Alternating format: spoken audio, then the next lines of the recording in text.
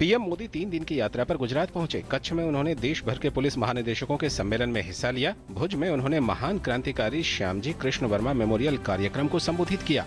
इस दौरान प्रधानमंत्री ने भुज की धरती पर पैदा होने वाले महान क्रांतिकारी श्यामजी कृष्ण वर्मा के ब्रिटिश बार काउंसिल की सदस्यता बहाली से जुड़े दस्तावेज गुजरात के मुख्यमंत्री को सौंपे।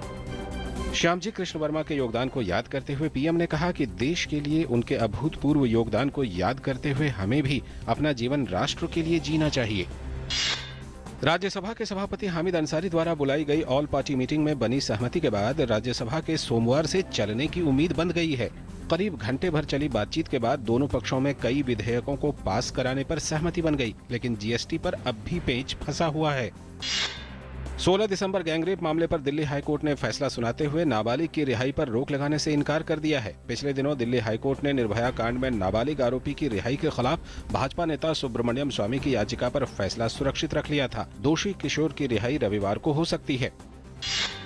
पूर्व रक्षा सचिव आर.के. माथुर देश के नए मुख्य सूचना आयुक्त होंगे। सीआईसी का पद पिछले करीब एक पखवाड़े से विजय शर्मा का कार्यकाल पूरा होने के बाद से खाली था। आयोग में एक मुख्य सूचना आयुक्त और 10 सूचना आयुक्त होते हैं। एनजीटी ने नए डीजल वाहनों के पंजीकरण पर प्रतिबंध के अपने आदेश को रद्द करने से इनकार करते हुए कहा है कि वो उच्चतम न्यायालय के आदेश में हस्तक्षेप नहीं करेगा। ट्रिब्यूनल ने कहा कि दिल्ली में प्रदूषण नियंत्रण को लेकर सुप्रीम कोर्ट ने जो निर्देश दिए हैं वो उनके खिलाफ नहीं जाएगा। इसके साथ ही ट्रिब्यूनल ने इस मामले में अपनी अगली तारीख 6 जनवरी तय की है। विदेश मंत्री सुषमा स्वराज ने 5 भारतीय नाविकों के नाइजीरिया में अगवा किए जाने की पुष्टि की है। सुषमा स्वराज ने ट्वीट कर बताया कि उन्हें नाइजीरिया में 5 भारतीय नाविकों के अपहरण की सूचना मिली है। कॉल मनी के मुद्दे पर हंगामे के बाद आंध्र विधानसभा अध्यक्ष ने नेता विपक्ष जगन मोहन रेड्डी सहित पूरे विपक्ष को सदन की कार्यवाही से निलंबित कर दिया। निलंबन के बाद जगन मोहन धरने पर बैठ गए। उन्होंने कहा कि राज्य सरकार कॉल मनी के मुद्दे से ध्यान भटका रही है। वहीं मुख्यमंत्री चंद्रबाबू नायडू ने कहा कि सरकार इस मुद्दे को लेकर गंभीर है। ये घटना तब सामने आई जब पुलिस को शिकायत मिली कि राज्य में महिलाओं से यौन संबंध बनाने के बदले उन्हें कर्ज दिया जा रहा है।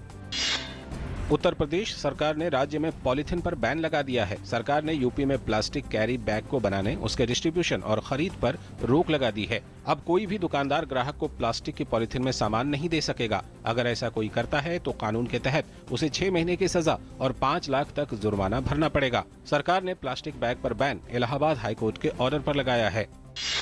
चालू वित्त वर्ष में भारत की विकास दर ने 7 से 7.5% का आंकड़ा छुआ। वित्त मंत्रालय ने एक रिपोर्ट में बताया कि गांवों में मजदूरी तथा फसलों का न्यूनतम समर्थन मूल्य में बढ़ोतरी हो रही है, जबकि रुपया स्थिर है। वहीं मुख्य आर्थिक सलाहकार अरविंद सुब्रमण्यम ने कहा कि महंगाई दर भी नियंत्रण में है और देश में आर्थिक विकास की दृष्टि से बेहतर माहौल है। नोबेल पुरस्कार विजेता मदर टेरेसा को संत बनाए जाने पर पोप ने मुहर लगा दी है। अगले साल सितंबर में उन्हें रोमन कैथोलिक चर्च का संत बनाया जाएगा। मदर टेरेसा की मौत के बाद साल 2003 में पोप जॉन पॉल ने उन्हें धन्य घोषित किया था, जो कि संत बनाए जाने की प्रक्रिया का पहला चरण है। अमेरिका ने कहा है कि पाकिस्तान अपनी जमीन पर सक्रिय उन आतंकी संगठनों के खिलाफ कार्रवाई करने पर ध्यान केंद्रित नहीं कर रहा है जो भारत और अफगानिस्तान दोनों के लिए ही खतरा बने हुए हैं। अफगानिस्तान और पाकिस्तान के लिए अमेरिका के विशेष प्रतिनिधि रिचर्ड जी ओल्सन ने सेनेट के सदस्यों को बताया है कि पाकिस्तान ने अपने पड़ोसियों अफगानिस्तान और भारत के लिए खतरा बने हुए बाहरी आतंकी तत्वों के बजाय तहरीके तालिबान पर ज्यादा ध्यान केंद्रित किया है। अमेरिका के कॉलेजों और विश्वविद्यालयों में पढ़ने वाले भारतीय छात्रों की संख्या में इस साल जुलाई के बाद से 20% का उछाल आया है। ये दावा एक आधिकारिक रिपोर्ट में किया गया है और इसके अनुसार इस समय अमेरिका में 1.8 लाख से भी ज्यादा भारतीय छात्र पढ़ रहे हैं। इस सूची में छात्र संख्या के मामले में चीन शीर्ष पर है।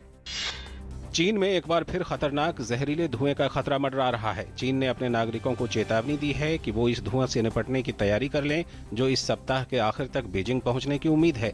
खतरे को देखते हुए शहर में दूसरी बार रेड अलर्ट भी जारी किया गया है। 12 जनवरी से शुरू हो रहे ऑस्ट्रेलिया के सीमित ओवरों के दौरे के लिए भारतीय टीम का चयन कल होगा। भारतीय टीम 3 सप्ताह के दौरे पर ऑस्ट्रेलिया में 5 वनडे और 3 T20 मैच खेलेगी।